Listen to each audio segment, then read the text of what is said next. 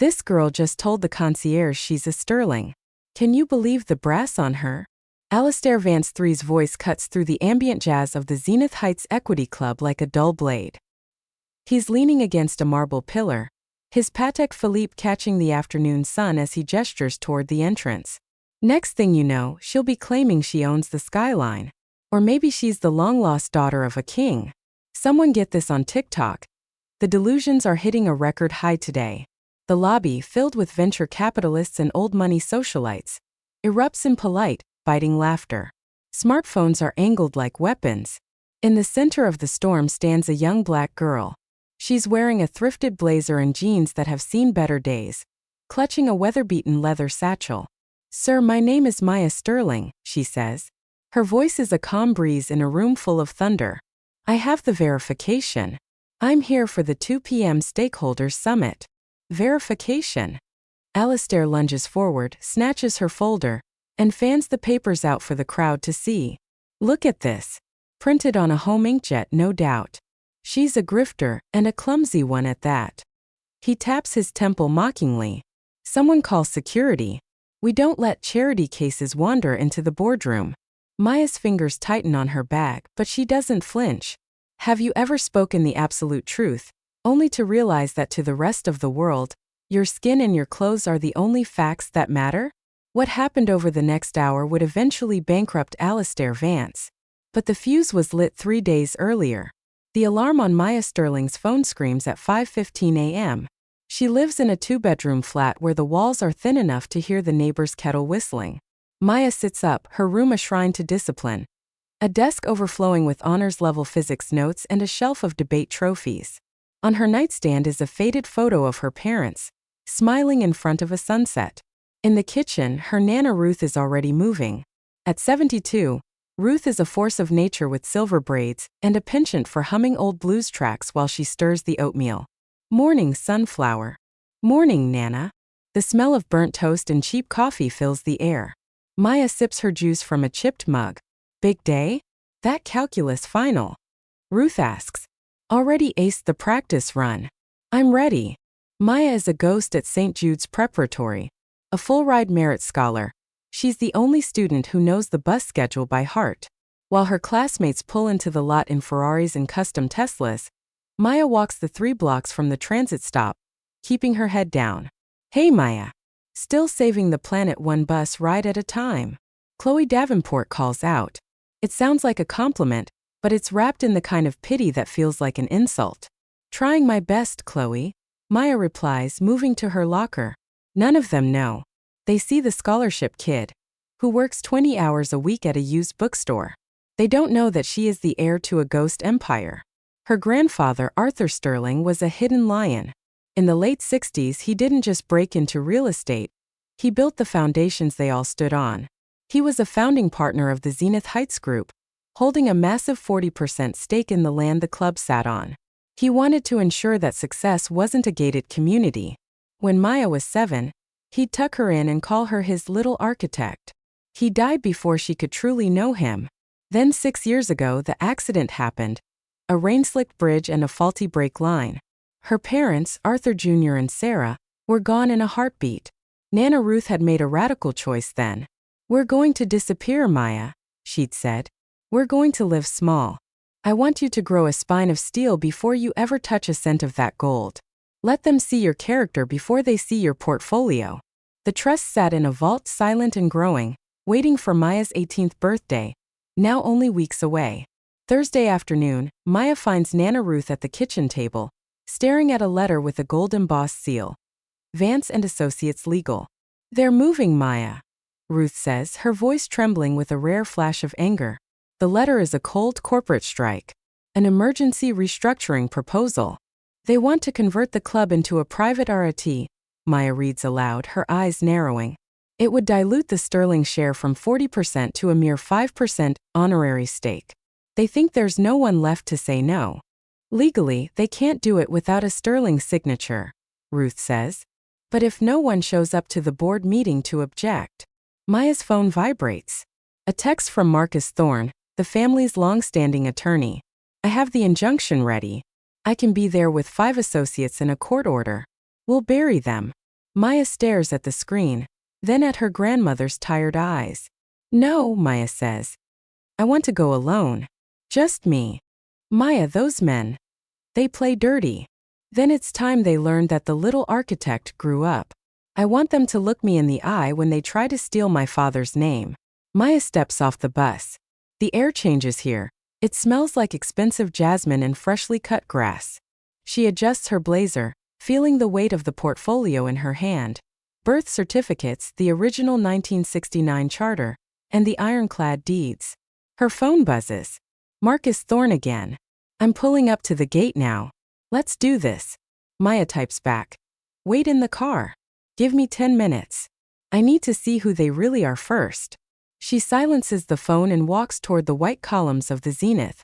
She can see the valets moving with practiced grace, and at the top of the stairs, Alistair Vance III is already laughing at something on his phone. Maya takes a breath, squares her shoulders and walks right into the lion's den. The air inside the lobby of the Zenith Heights Equity Club is climate-controlled to a perfect 72 degrees. But as Maya Sterling steps toward the glass and steel inner sanctum, she feels a sudden chill. A uniformed security lead, name tag reads Garrison, blocks her path. He doesn't look angry. He looks like he's looking at a glitch in the software. Can I help you, miss? I'm here for the 2 p.m. board meeting, Maya says, her voice echoing slightly off the Italian marble. Garrison frowns, checking a sleek tablet. I don't see a guest pass for a student group. I'm not a student group. I'm representing the Sterling Legacy Trust. Garrison's eyebrows shoot up.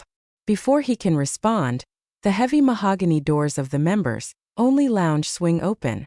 Alistair Vance III strides out, flanked by a cloud of expensive sandalwood cologne and 2 men in custom-tailored linen.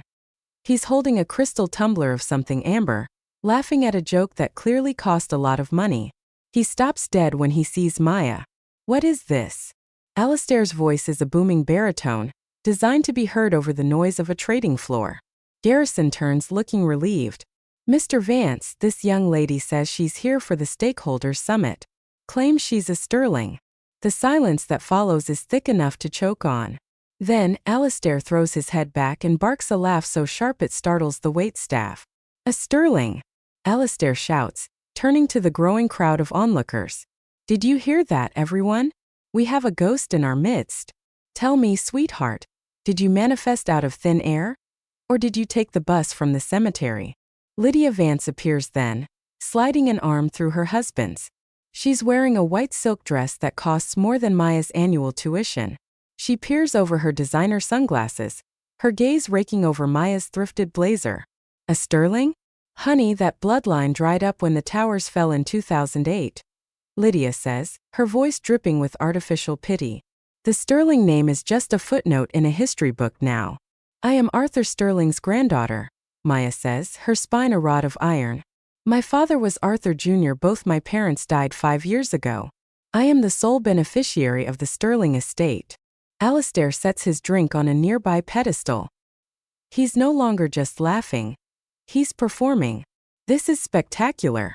Truly. Not only is she trespassing, she's written a whole screenplay for it. Julian Vane, a younger, hungrier version of Alistair and the club's vice president, pushes through the crowd. Wait.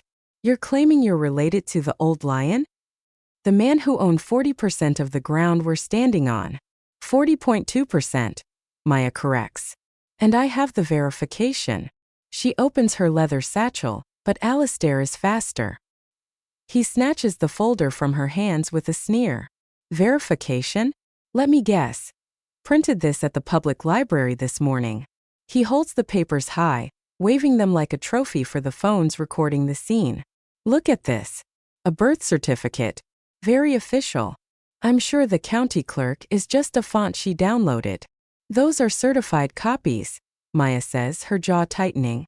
If you call your own corporate counsel Marcus Thorne, he can verify the Sterling seal. Alistair nearly doubles over. Marcus Thorne. Now she's dropping names of the most expensive lawyers in the state. Oh, this is rich. You really did your homework, didn't you, kid? Lydia leans in, examining Maya's shoes. Sweetie, did you really think this would work? You do know that people in this room actually know what a Sterling looks like, right? They don't look like...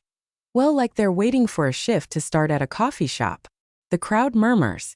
Some people look away embarrassed, but no one speaks up. The social weight of the Vances is too heavy to challenge. I'm not lying, Maya says, her voice cracking just a fraction. My grandfather founded this club in 1968. He believed in creating a place where vision mattered more than a pedigree. He believed in creating a place for producers. Alistair snarls, his amusement vanishing. Something much uglier replaces it. This is what happens when the school system fails. No discipline. No respect for the walls other people built. You think you can just put on a blazer and steal a legacy? He jabs a finger toward Maya's chest, stopping just inches away. You are a poor girl who found a name in a news archive and thought you could play dress-up. That's called fraud. That's called identity theft. And in this zip code, it's a felony. Maya's heart is hammering against her ribs like a trapped bird. But she doesn't move. If you would just let me into the boardroom. If you would just listen. Listen? To a grifter. Alistair turns to the security lead. Garrison, call the police. Now. And hold on to that bag. It's evidence for the DA. Garrison hesitates. He's been at the Zenith for 20 years. He remembers a man who used to tip with a $100 bill and a thank you, son. That man had the same steady, unwavering eyes as the girl standing in front of him. Mr. Vance, maybe we should just check the digital registry? Garrison suggests quietly. Are you questioning me? Alistair's face goes a dangerous shade of red. I'm the chairman of the board. I sign your checks. When I tell you to call the cops, you call the damn cops. Garrison sighs and pulls out his radio. Dispatch, we have a code 4 at the main entrance. Possible trespassing and corporate fraud. Requesting immediate PD response. Maya's hands ball into fists. She reaches for her phone. I'm calling my attorney. Alistair laughs, a cold, jagged sound. Your attorney? Go ahead. Call the tooth fairy while you're at it. Maybe she'll give you a nickel for your trouble. Lydia is still filming, her thumb moving across the screen. I'm posting this to the Heights Association group. Attempted heist at the Zenith. People need to know these predators are coming for us. Maya looks at the digital clock above the elevator. 1:58 p.m. In 2 minutes, behind those soundproof doors, they will vote to dissolve the Sterling Trust's voting rights. They will steal the last piece of her father's history while she is handcuffed in the lobby. Please, Maya says, a final desperate plea. Just let me speak to Genevieve St. Clair. She knew my grandfather. She'll recognize the signature. Genevieve doesn't have time for fantasies, Alistair snaps. She's here for the adults. For the owners. For the people who belong. Julian Vane smirks, crossing his arms. Look, kid, if you admit you made it up right now, maybe we'll tell the cops not to press charges. Just a misunderstanding.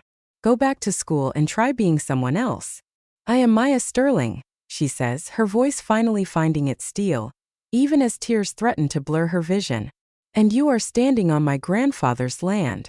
The lobby of the Zenith Heights Equity Club, usually a cathedral of hushed whispers and high-stakes networking, erupts.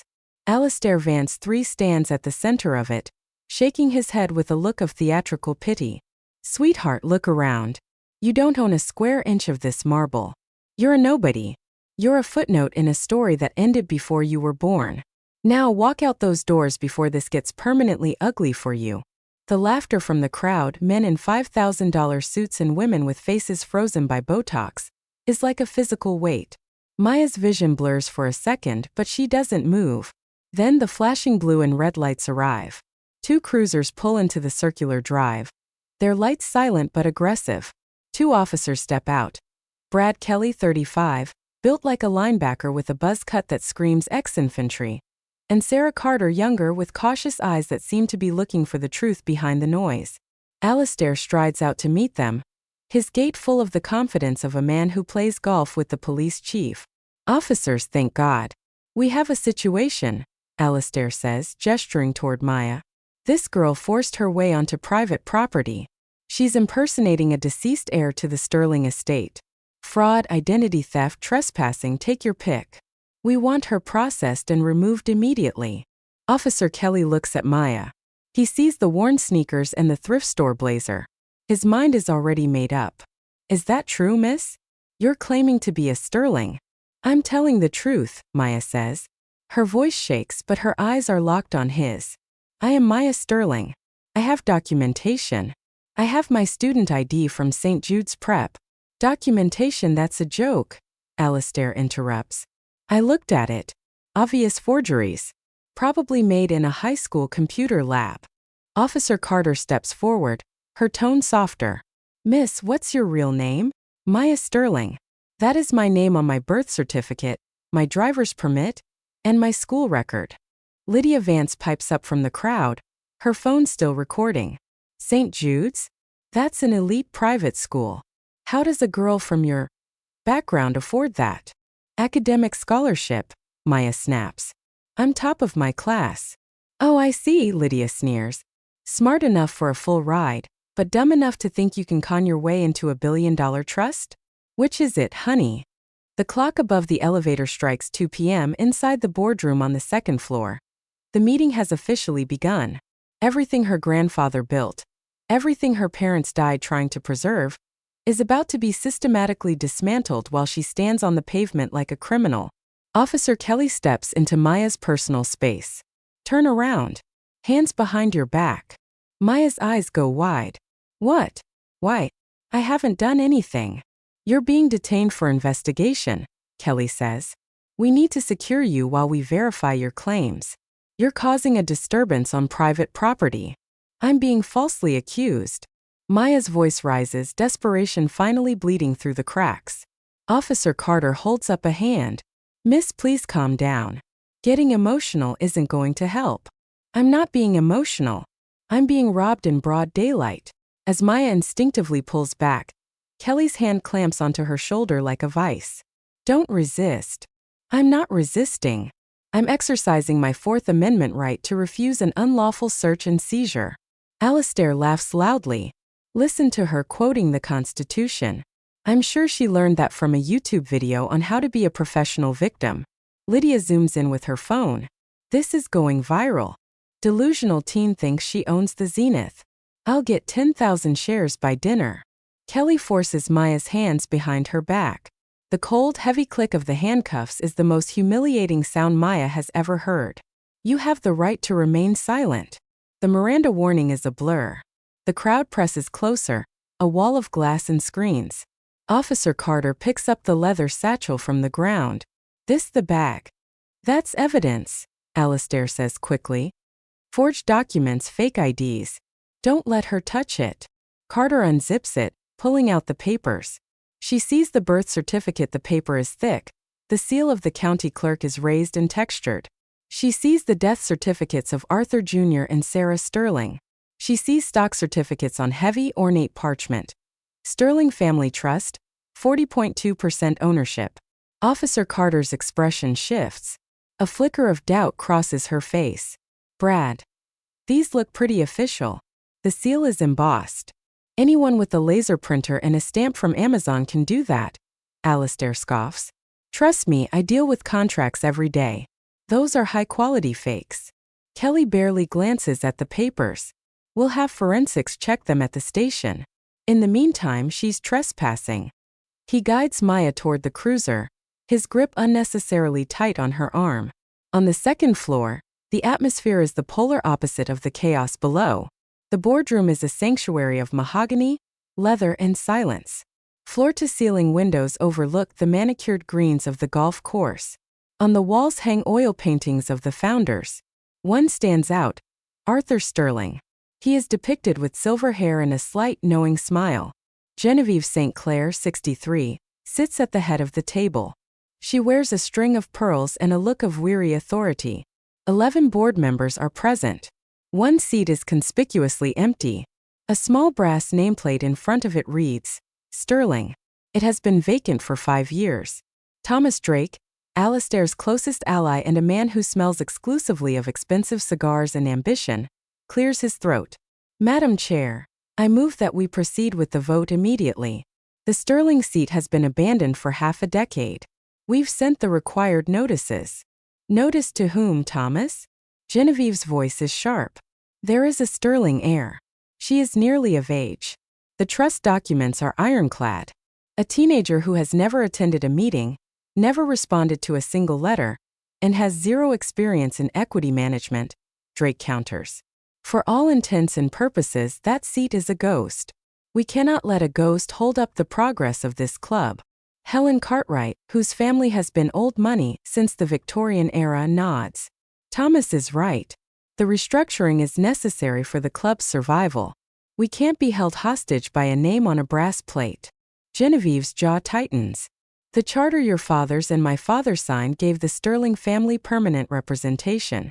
Permanent doesn't mean until it's inconvenient for you. Then where is she? Drake's voice rises. If this mysterious heir cared about her legacy, she'd be sitting in that chair right now. If she's not here, she's forfeited her right to object. Genevieve checks her watch. 2:07 p.m. We wait. 30 minutes. Parliamentary courtesy. Drake leans back, a smug smirk playing on his lips. Fine.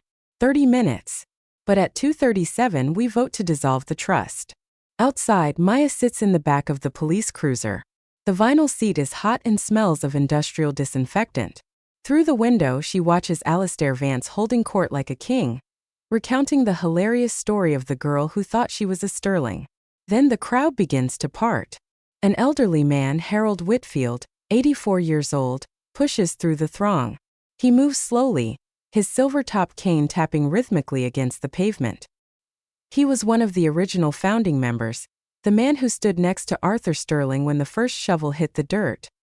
He stops near Alistair, squinting at the police car with cloudy but sharp eyes. Alistair, the old man rasps. What is all this circus about? Just a little pest control, Harold, Alistair says, placing a hand on the old man's shoulder. Some girl tried to claim she was Arthur's granddaughter. Can you believe the audacity? Harold Whitfield doesn't laugh. He turns his head slowly toward the back window of the cruiser. Maya looks out at him. For a second their eyes meet. Harold's hand begins to shake on the handle of his cane. Arthur's granddaughter? He whispers. He moves toward the car, ignoring Alistair's attempt to hold him back. Harold, don't bother, Alistair calls out. She's just a scammer. But Harold is already at the window. He looks at Maya's face, the shape of her jaw, the way she holds her head even in handcuffs, and his breath hitches. Arthur, he murmurs to himself. No. It can't be. What's all this commotion? Alistair turns, his sneer replaced by a practiced, albeit condescending, smile. Harold, nothing to worry about. Just some low-level con artist trying to shake us down before the vote. The police have it under control. Go back inside, the AC is better. Harold Whitfield's bushy white eyebrows draw together like storm clouds. Con artist?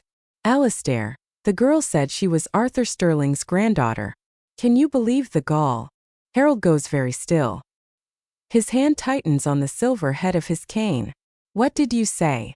She claimed to be a Sterling, Alistair says, laughing airily. Obviously lying. Arthur's whole line died out after the bridge accident. No heirs left. No. Harold's voice cuts through the air, vibrating with a sudden sharp authority. No, that's not true at all. Alistair's smile falters.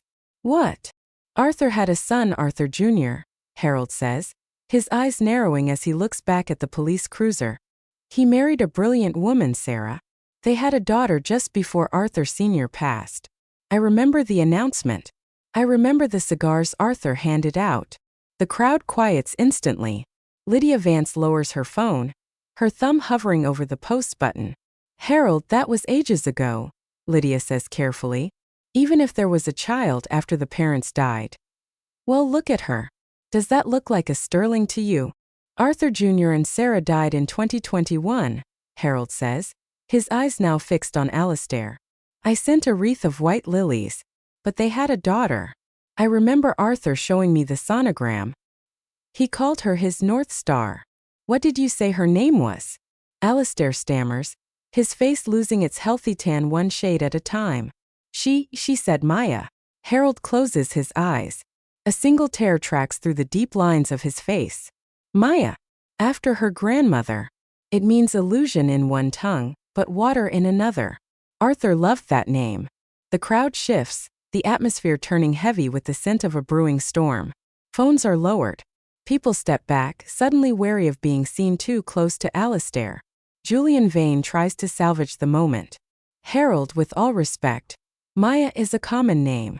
Thousands of girls are named Maya. That doesn't prove. What does she look like?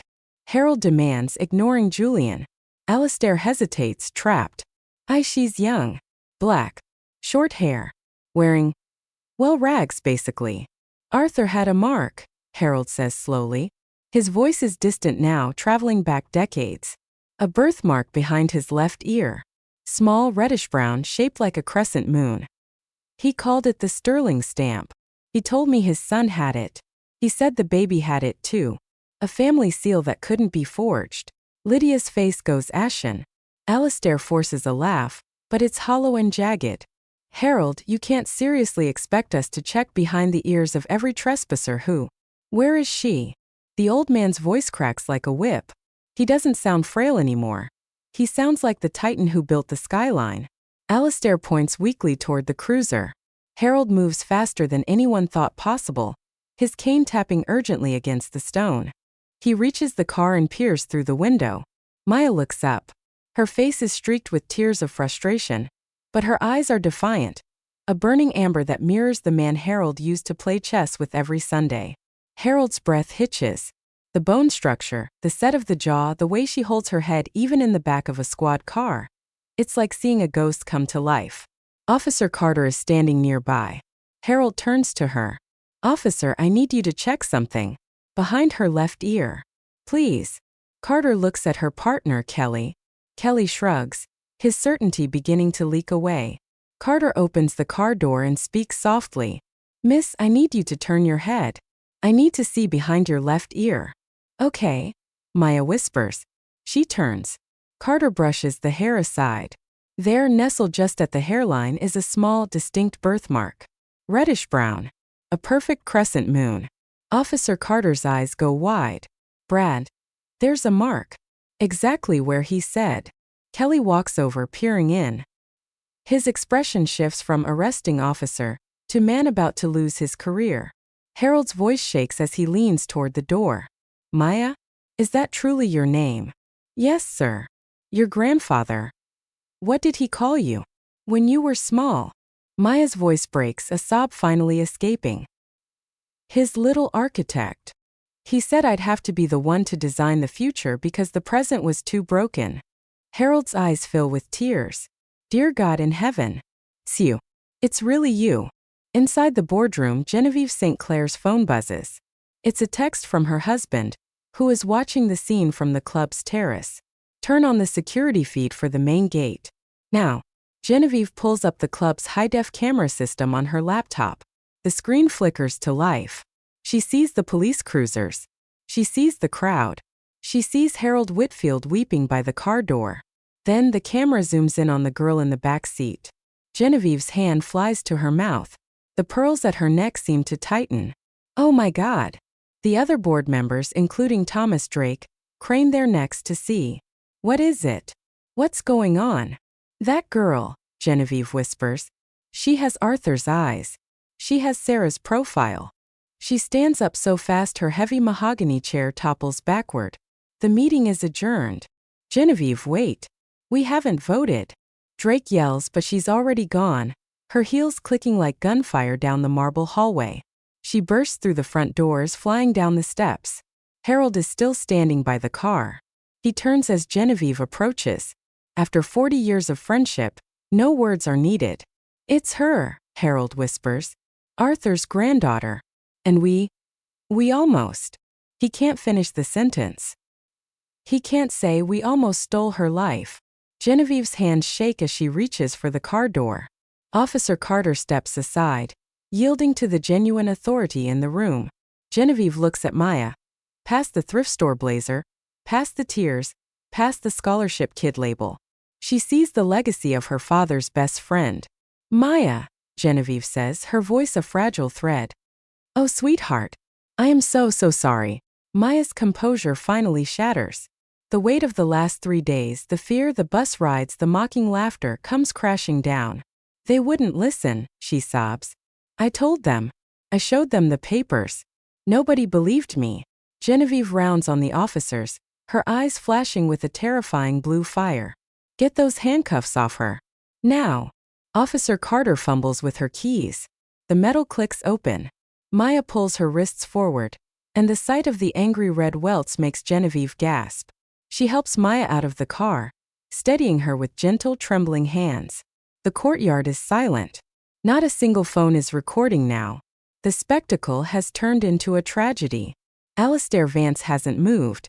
He looks like a man watching his house burn down while he's still inside. Then the sound of a high-performance engine tears through the silence. A black Mercedes S-Class rockets into the circular drive, braking so hard the tires screech. The door flies open before the car even fully stops. Marcus Thorne emerges. He's 52, wearing a three-piece charcoal suit and carrying the aura of a man who eats CEOs for breakfast.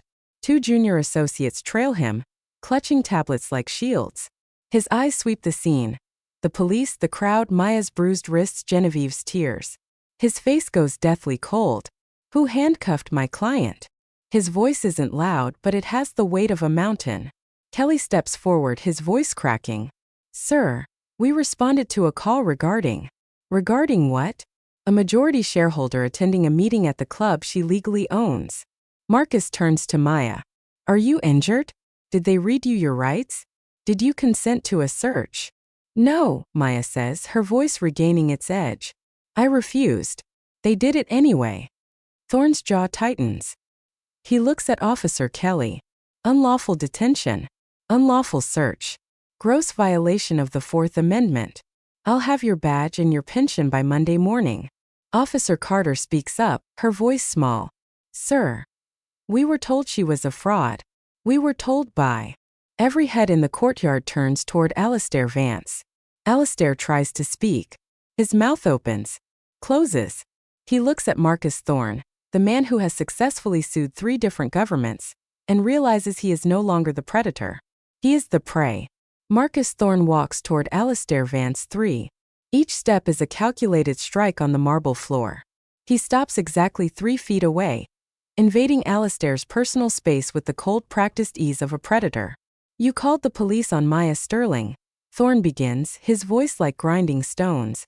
Granddaughter of Arthur Sterling, sole trustee of the Sterling Legacy Fund, which owns 40.2% of this club. He pauses, letting the percentage hang in the air like a noose.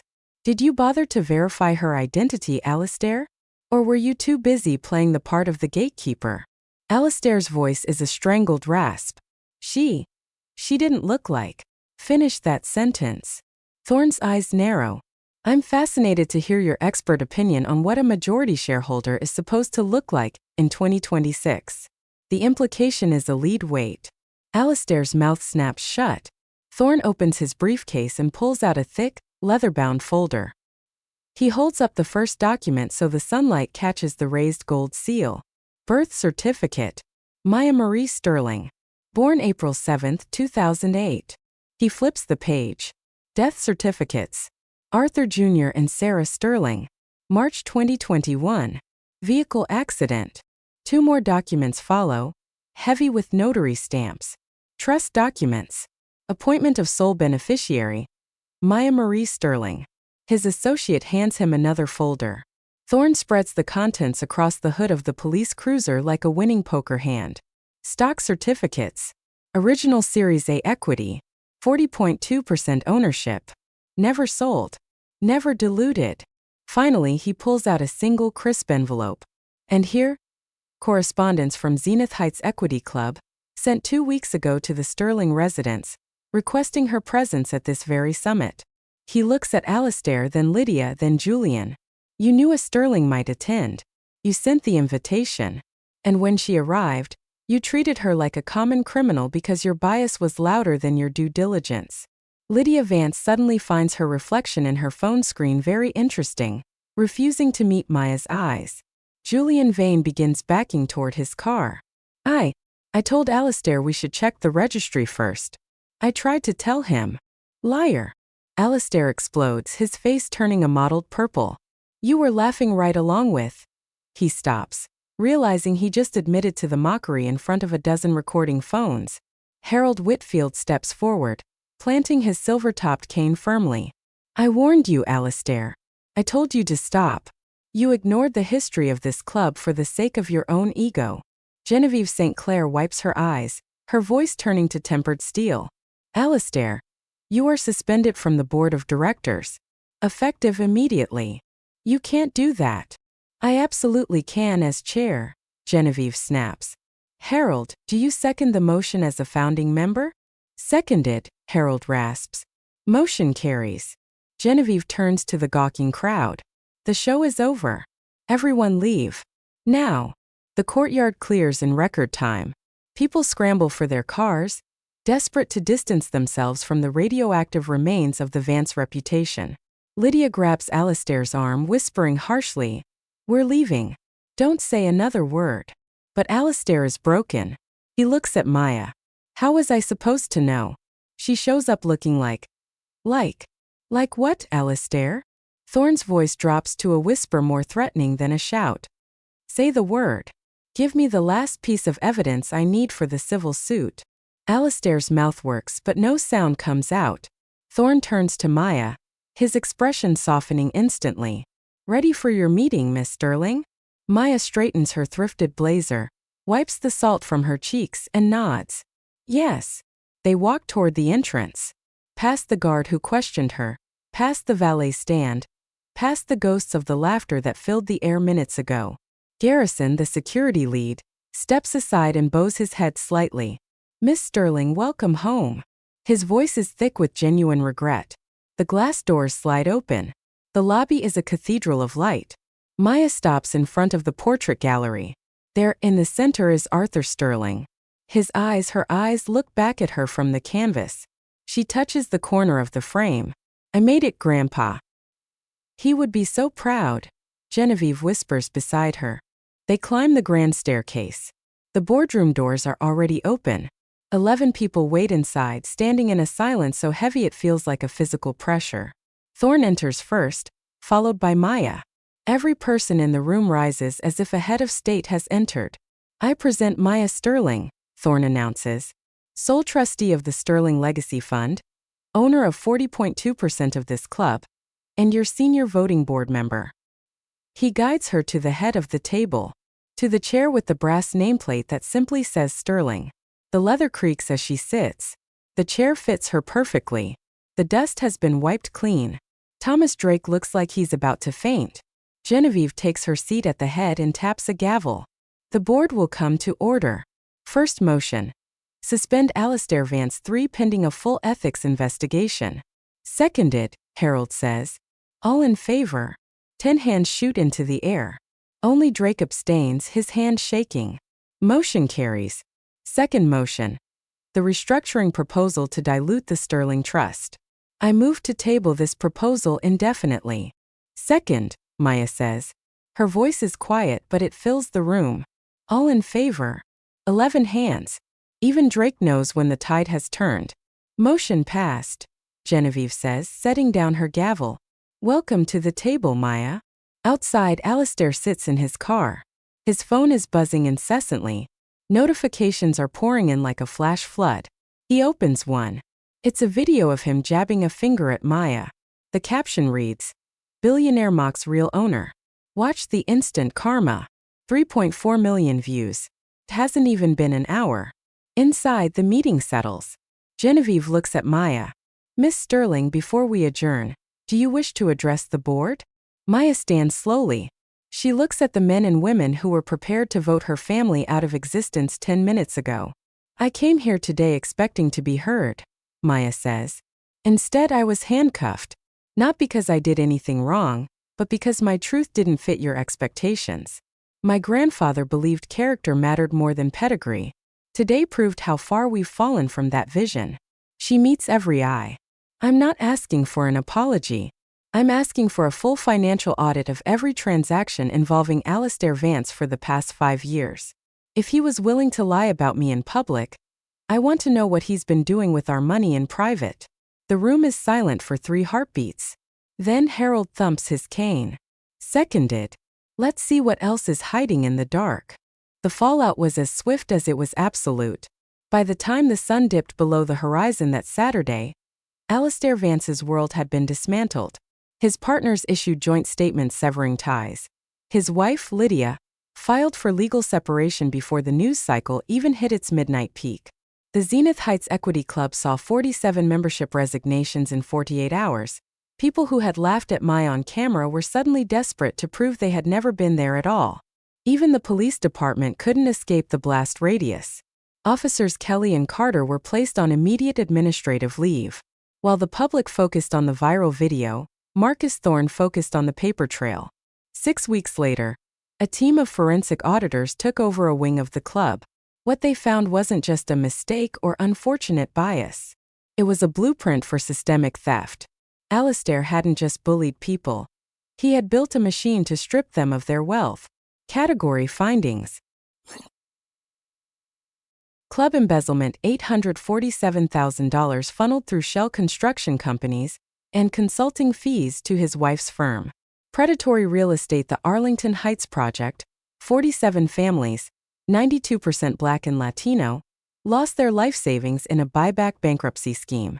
Total civil damages: $7.4 million in combined restitution and punitive awards.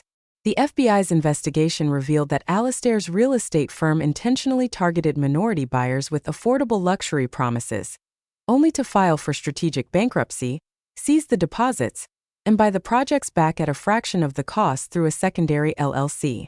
The trial in January became a national touchstone. The prosecution led with the club's ledger, but it was the testimony that broke the defense. Maria Santos, who had lost 8 years of savings, $50,000, to Alistair's housing scheme, took the stand. "He told us we were building a community," Maria whispered, her voice cracking. "He looked us in the eye and promised the American dream. Then he stole the roof from over my children's heads." Then came Maya. She sat in the witness chair wearing a simple navy dress, her spine as straight as the columns outside the club. "He told me I was nothing," Maya testified. "He didn't check my papers because he didn't need to. He had already decided that a girl who looked like me couldn't possibly be the one in charge." The defense tried to rattle her, suggesting she had arrived unprepared.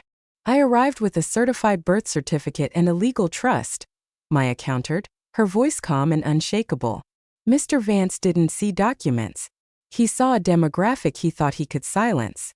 He didn't just read my mind, he spoke his own intent on a video seen by 5 million people." The jury didn't even take a full day. After 6 hours of deliberation, guilty on all counts.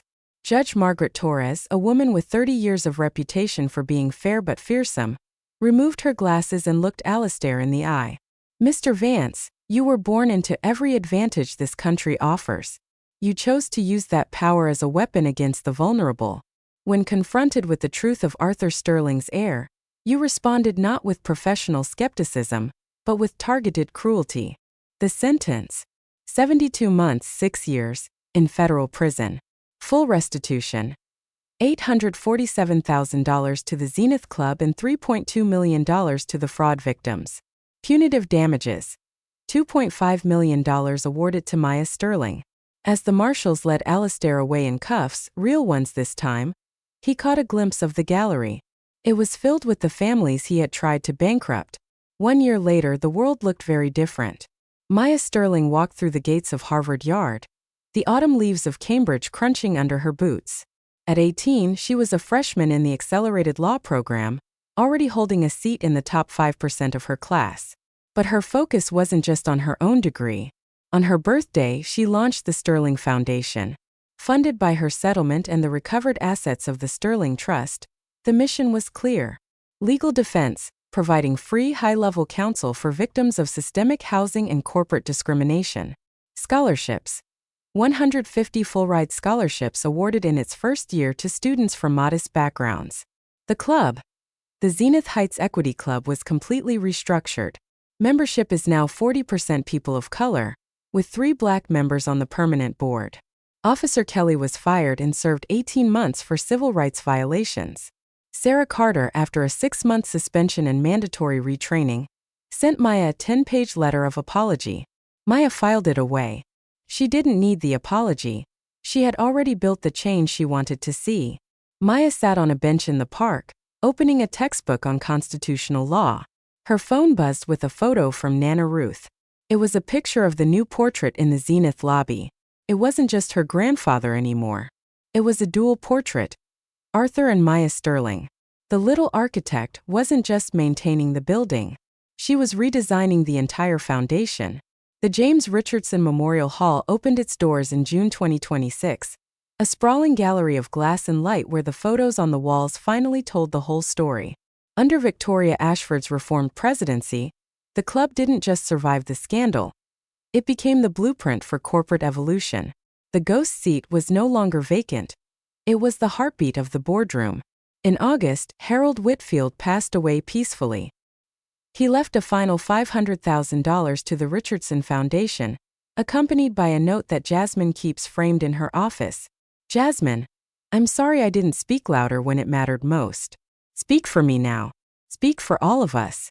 18 months into his sentence, Richard Whitmore's world has shrunk to the size of a federal library in West Virginia. The man who once looked down on everyone now spends his days reshelving books and mopping the very floors he once thought were beneath his station.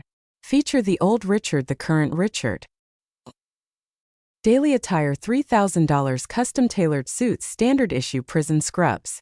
Social circle elite board members and politicians, mostly the prison librarian. Key activity: creative accounting and golf mopping and alphabetic filing. Legacy built on exclusion and theft, a cautionary viral video. Early release remains a fantasy. Richard still claims innocence, refusing the mandatory bias training and behavioral programs. His children have legally changed their names. His wife has moved 3 states away. He is, quite literally, a man without a country or a club. The Jasmine Incident became more than a viral moment. It became a legislative catalyst. The Richardson Acts have already been signed into law in 3 states, with several more in committee. Key impacts of the Richardson Acts. 1. 200-plus corporations have formally requested the Foundation's bias mitigation training to avoid their own PR and legal disasters. Legislative penalties. New, heavy fines for false, race-based accusations in private establishments. The TED impact. Jasmine's talk, The Dress Code of Truth, has surpassed 47 million views and has been translated into 32 languages for use in global ethics curricula. On a quiet December evening, Jasmine sits in her dorm room, the glow of her laptop illuminating a face that has aged into a quiet, formidable wisdom. She is a freshman at Harvard Law SU, rently surviving on caffeine and the memory of her parents. She video calls her grandmother, Evelyn, who at 81 remains as sharp as a tack. "Grandma, do you think Grandpa would be happy?" Jasmine asks, rubbing her tired eyes. "Baby," Evelyn says, her eyes glistening through the screen. "He is happy. I feel him every time I see you stand up and speak. You are being the warrior he knew you were." After hanging up, Jasmine scrolls through the Foundation's inbox. Amidst the hundreds of messages, one stands out. A young black man who was falsely accused of impersonating an employee at his own tech firm. He stayed calm. He documented. He called a lawyer. He kept his job. Jasmine types back, "Stay strong. Document. Fight. You're not alone." The truth was always true, even when Richard laughed. It was true when the handcuffs clicked shut. It was true when the crowd recorded her shame. The reality of James Richardson's legacy didn't need permission to exist. It just needed someone with enough courage to survive the lie long enough for the world to catch up. The question isn't why Jasmine had to prove her identity. The question is why a man like Richard felt he had the right to deny it. Silence is never neutral, and doubt, when weaponized, is a tool of destruction. Which choice would you make? The Richard choice. Dismiss, mock, and assume based on a narrow imagination. The Harold choice. Pause, listen, and verify the truth before passing judgment.